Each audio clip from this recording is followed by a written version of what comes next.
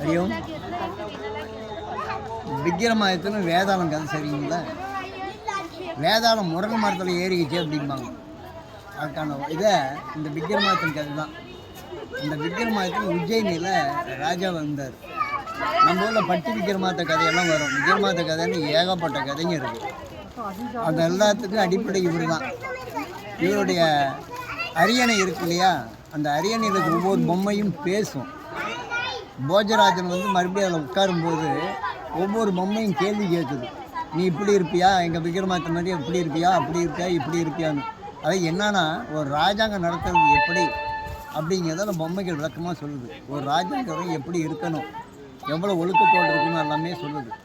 அந்த விக்கிரமாதித்தன் ஆண்ட இந்த புண்ணிய பூமி உஜ்ஜயினியில் நம்ம இருக்கிறோம். அவர்கிட்ட இந்த அவை புலவர்கள் இந்த 8 பேர் அப்படியே காட்டு 8 பேர் இருக்காங்க.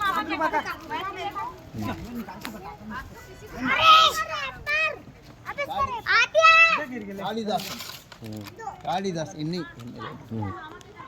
இது தன்வந்திரி. நம்ம ஊரில் தன்வந்திரி சொல்லுவாங்க, இங்கே தன்வந்திரின்னு ஒருத்தங்க டாக்டர்.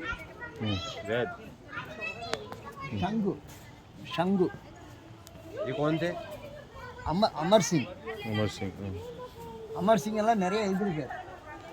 பெட்டால்பத் அதே மாதிரி அந்த பக்கம் பார்த்தீங்கன்னா வராகமிகிறார்.